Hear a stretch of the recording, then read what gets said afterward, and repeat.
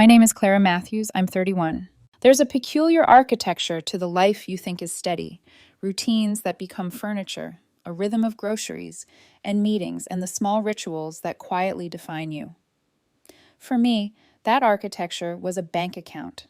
Not flashy, not secretive, just the slow, stubborn accumulation of discipline. Years of packed lunches, secondhand furniture, and overtime instead of vacations. By the time I turned 29, I had $340,000 quietly built up in accounts I treated like a private garden. Ethan Carter and I met at a mutual friend's wedding in early 2022. He was easy to talk to, the kind of guy who could make anyone laugh in an awkward line dance. He works in marketing, brings home about $68,000 a year, and for the first 18 months, he was the warm center of the orbit I'd been spinning alone in for years. We moved in after 1 year, and 6 months ago, he proposed on a rainy Sunday with my favorite coffee and a ring he said made his hands shake when he bought it. We planned a wedding for next June. We told ourselves we were building a shared future. Then, 3 weeks ago, on a Tuesday, November 5th, a text arrived during a blur of meetings and fluorescent lights. It was from Ethan. Hey babe, random question. If we get married, do your savings automatically become mine? With a casual smiley. The phrasing lodged like a splinter. It was the wrong pronoun that did it. He didn't ask if it would become ours. He asked if it would become his. I stared at that screen long enough for the meeting to become a strange, distant echo. The rest of the day I nodded and smiled and pretended to follow conversations about projected Q4 numbers, while a single small sentence rewired the room. Do your savings automatically become mine? When I got home that evening, Ethan was at the stove, stirring pasta, humming to some old song. He kissed me the way he always did, like we had not just planned a life, but already lived comfortably inside one another's routines. How was your day? He asked. Busy, I said. Saw your text. Oh, that, he said, not looking up. Just curious about how that all works. You know, for planning purposes. Planning purposes. The words felt like a screen between us. I set my bag down and said, as lightly as I could, all of that money in my savings. I earned it before we met, Ethan. It's not marital property. He turned and leaned into the counter. I know that. I'm not trying to take your money, Clara. I was just asking. Wanted a straight answer from a lawyer, not an emotional one. Not an emotional one. That sounded practical, measured, calm. I tried to accept it at face value, but the phrasing of the text, become mine, kept replaying in my head. He could have asked how it would be treated. He could have said ours. He did not. The next morning, caught between a need to trust and a need to know, I did something I still feel the sting of. I used the shared laptop while he showered. I told myself I'd only look at one thing. Curiosity and dread are strange partners. They can make quiet people do desert places of impulse. There it was. Searches after searches, late-night queries executed in an anxious script. Does premarital savings become marital property? How to protect assets in divorce. Can I claim half of spouse's savings? And then an unsent email draft to a name I knew like a bruise, Rachel Lynn. Rachel had been Ethan's girlfriend before us. She's a lawyer and still within their social orbit. In the draft, he wrote about my savings as if they were a problem to be solved. Rachel, I need your legal opinion. Clara has roughly $340,000 in savings. If we get married, is there a way to make that accessible to me after the wedding? She'll want to keep it separate, but I'm thinking we could combine accounts after we're married. Once it's commingled, it becomes ours. He wrote it without the smallest hesitation, as if this were a spreadsheet entry instead of another person's life. My hands went cold. The email was not a curiosity. It read like a plan. He wasn't asking for understanding, he was asking for an engineering solution. I closed the laptop and tried, for a ridiculous number of minutes, to find the version of this that made sense. Maybe he'd been worried about money. Maybe he'd been nervous about being the one with less. Maybe he'd meant ours, and his fingers had betrayed him. The story I needed to be true was always the one where love triumphs over suspicion. But people don't draft strategy emails about their partner's money because they're worried. They draft them because they're calculating. That night, I called my father. Michael Matthews is retired now, but for 40 years, he built his life around wills and estates and the thin, exact logic of trust law. When I told him what I'd found, he listened and then asked one question that mattered more than anything else. Do you still want to marry him? I didn't know. I told him, I don't want to throw away what could be good, but I'm not naive. Then protect yourself while you decide, he said. There were no flourish lines, no melodrama, just the steady, professional kindness of a man who knew how fragile certainty was. By Friday afternoon, after a drive to Dallas and 2 hours in his quiet office, my money lived in a temporary, irrevocable trust with my father as trustee. Legally, it felt like an armature, a structure to keep what I had worked for from becoming a bargaining chip. Emotionally, it felt like pressing a pause button on a life that had been moving forward in good faith. That weekend we did errands, brunch with friends. Ethan didn't mention the text again. I moved through routines with the hyper-awareness of someone who's seen the seams of a quilt and now notices every stitch. Little things lit up like signals I had ignored before. How he suggested splitting streaming subscriptions, but expected me to cover larger expenses. How he talked about upgrading to an apartment in both our names, but wanted the mortgage in mine for better rates. When the phone rang on Monday morning, it was an unknown number. The woman on the line introduced herself as Rachel Lynn. She asked, carefully, if the trust was real. When I confirmed, something in the world shifted. My heart did not fall so much as steady itself into a different rhythm, one that required choices and courage more than explanations.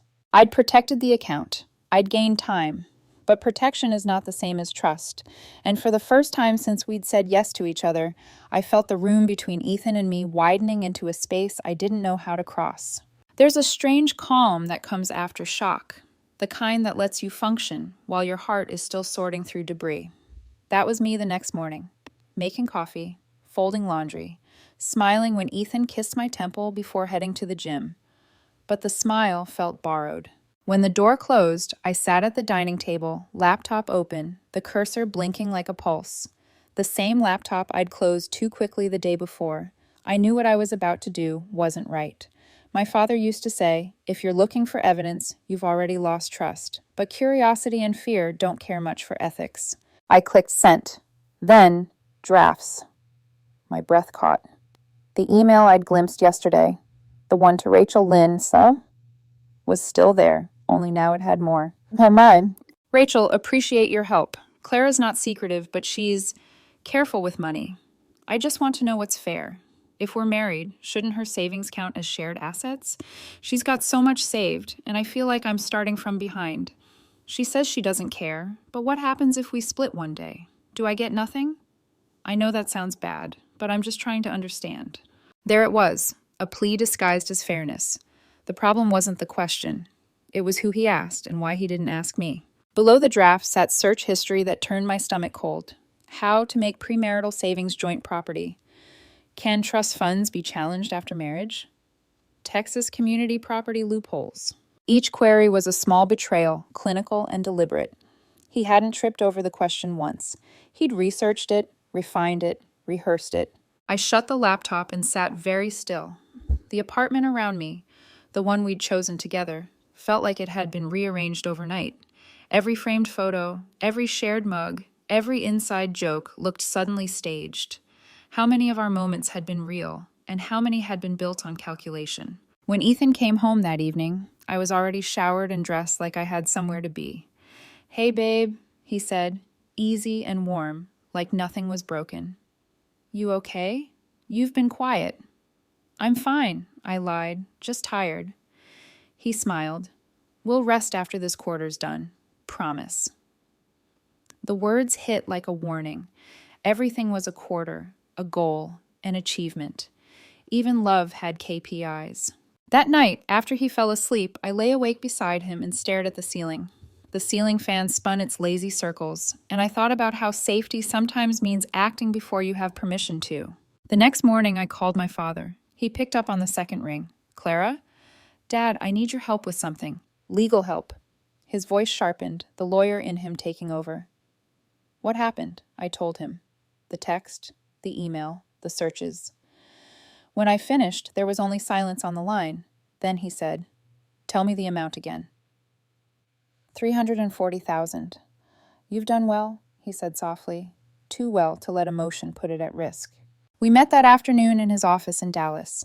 The place smelled faintly of old paper and coffee, the scent of every cautious decision ever made. He explained the process patiently, like I was one of his clients, an irrevocable trust, with him as the trustee, my name as the beneficiary. Temporary, completely legal, my funds protected. He reminded me twice, this isn't about punishment, Clara, it's about precaution. When I signed the final document, my hand trembled, not from fear, but from grief. Protecting yourself shouldn't have to feel like betrayal, but sometimes love demands you draw a line and stand behind it. That evening, as I drove back to Austin, the radio played softly, an old Fleetwood Mac song about truth and consequence. Ethan texted while I was still an hour away. Miss you tonight. Wish you were home already. Got your favorite takeout. I stared at the message and thought about irony. When I got home, he was watching TV. He looked up, smiled. How was your day? Busy. Family stuff, I said. He nodded, content. Everything okay? Yeah, I lied again. That weekend moved like a film playing at half speed. We ran errands, made brunch plans, laughed with friends.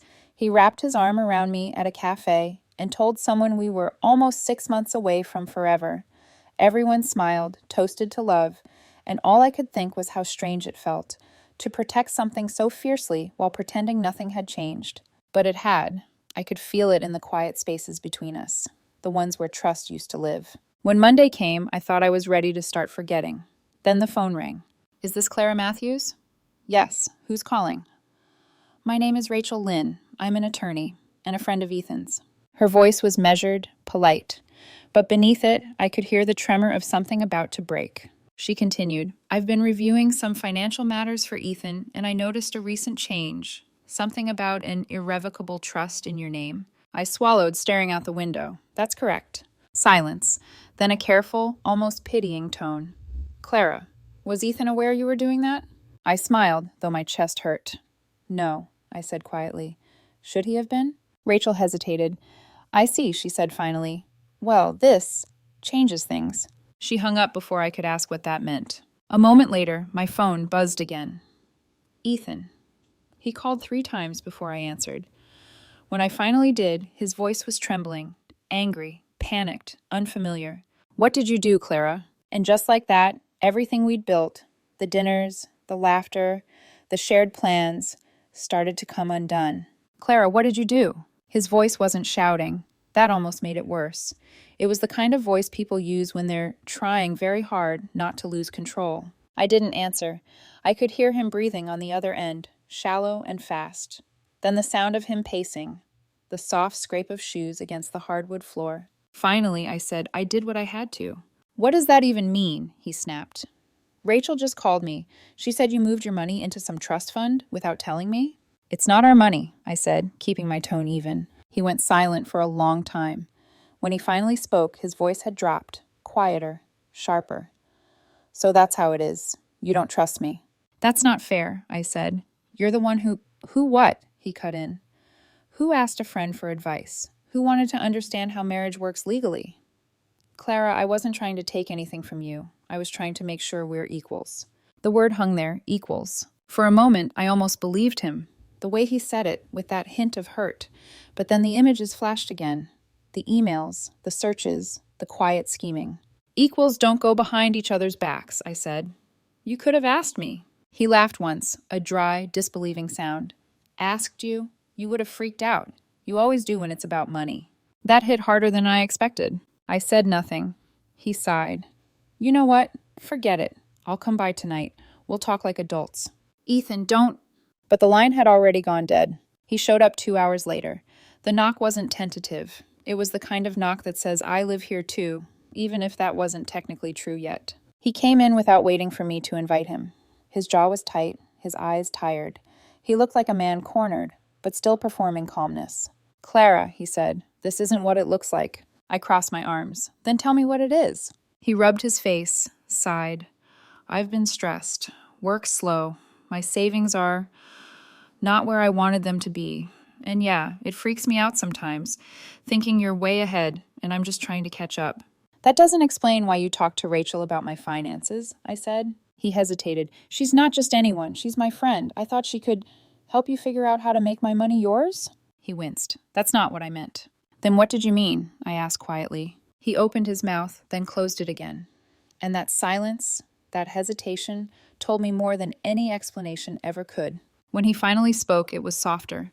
I just want us to be partners, he said. No secrets, no walls, everything shared.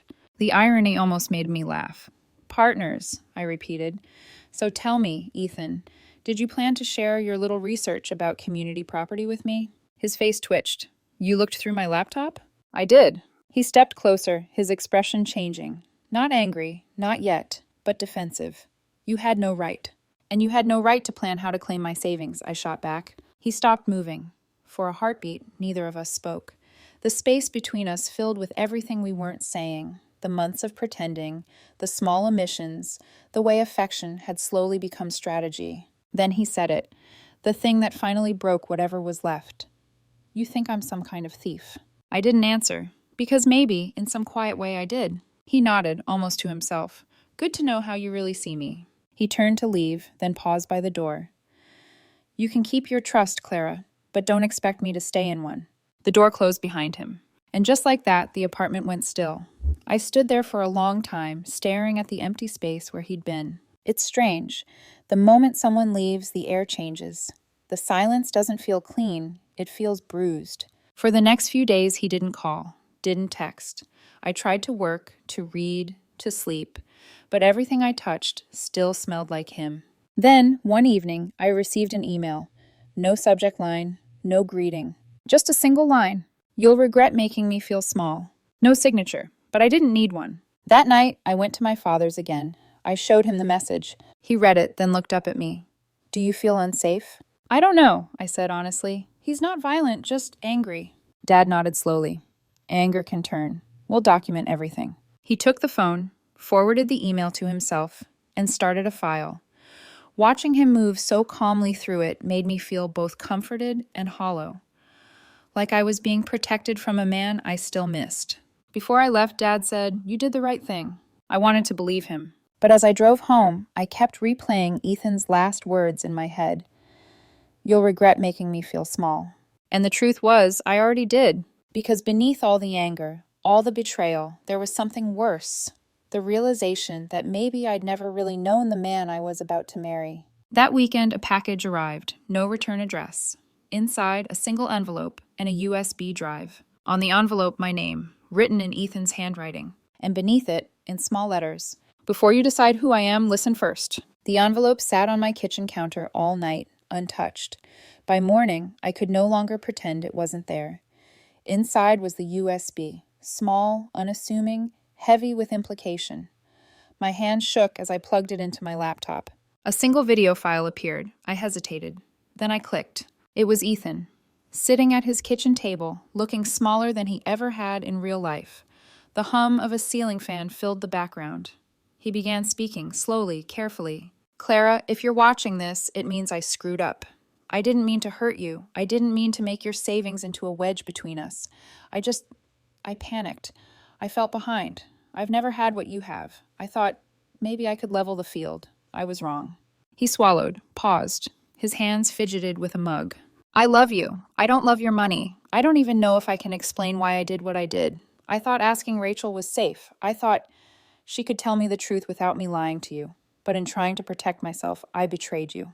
I sat there, heart thudding. It was confession, apology, and explanation all at once. And yet, it wasn't enough. Hours later, around 10 p.m., there was a knock at my door. I had changed the locks. I wasn't going to let him in, but the knocking continued, insistent, almost desperate. Finally, I sighed and went downstairs. There he was, sweatpants, hoodie, eyes red from crying. No pretense, no charm. Just a man who looked like he'd lost something real. Clara, he said softly, can we talk, please? I didn't answer. I just watched him. I know I've broken trust, he said. I know you saw things you weren't supposed to, and I know it may be impossible to fix, but I need you to hear me.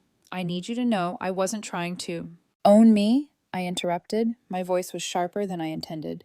You weren't trying to own me? I was scared, he admitted.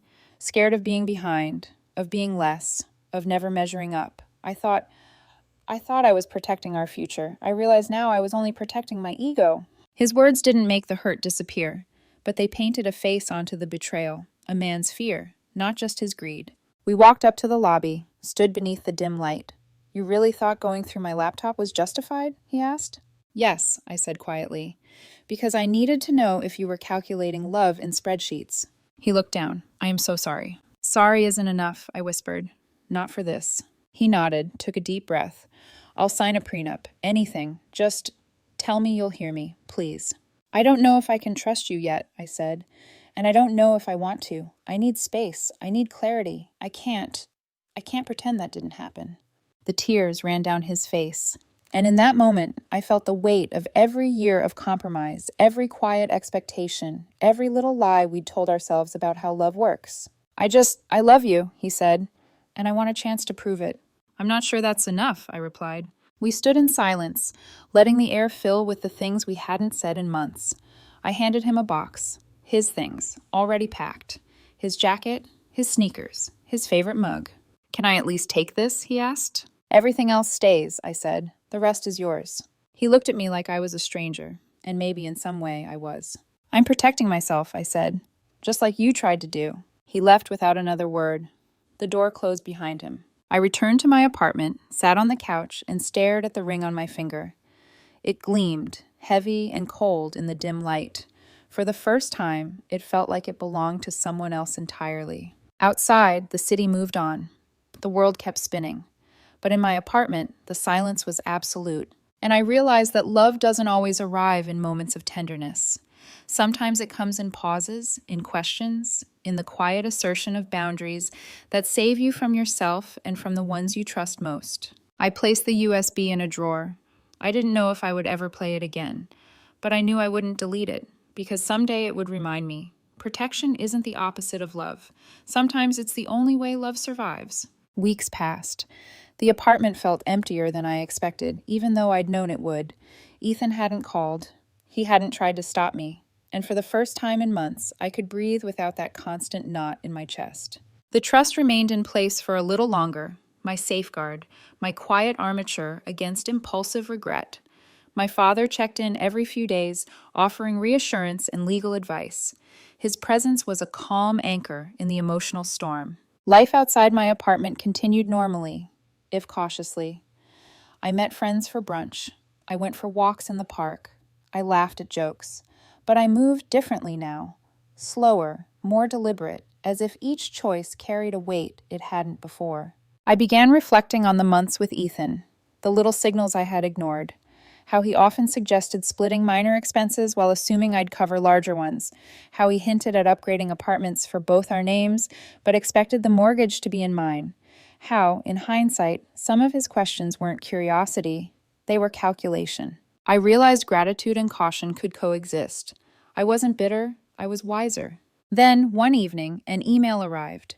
The subject line read, "Wedding deposits." It was from Ethan, calm, businesslike, void of emotion. "Clara, please keep whatever you've paid for. I'll handle the rest. The venue is in my name, and they refunded 60% of the deposit. Thank you." I exhaled. Practical, fair, no drama, no guilt, just resolution. I dissolved the trust 2 weeks later. The money returned to my accounts, safely documented in separate premarital accounts, not as a temptation, but as a testament to lessons learned. If I ever marry, there would be a prenup, not because I doubted love, but because experience had taught me boundaries matter. Friends reported that Ethan had already started dating again, a woman he met through mutual acquaintances. I felt nothing for it, except a quiet hope that he would be honest with her about his past choices, and perhaps find a love that didn't hinge on insecurity. I, meanwhile, began casually dating again. Nothing serious. Transparency was my new rule. Finances, boundaries, expectations, everything on the table. The USB stayed in the drawer. I never replayed the video. I didn't need to. Its existence alone reminded me of the fragility of trust and the vigilance love sometimes demands. The apartment felt lighter, freer. I could sit with my thoughts without replaying betrayal or fear. I could smile without a shadow of doubt. I could plan for a future where love and respect were separate from calculation and fear. Months later, my father called. "You did the right thing, Clara," he said warmly. I smiled, even over the phone. "I hope so, Dad." You did, he replied, and that's what matters. I hung up. The afternoon light spilled across the floor, warm and golden. I sat down with a cup of tea and allowed myself to feel it. The calm after the storm, the quiet that comes not from victory or loss, but from knowing you protected what truly matters. And in that silence, I realized sometimes the hardest lessons are also the most liberating.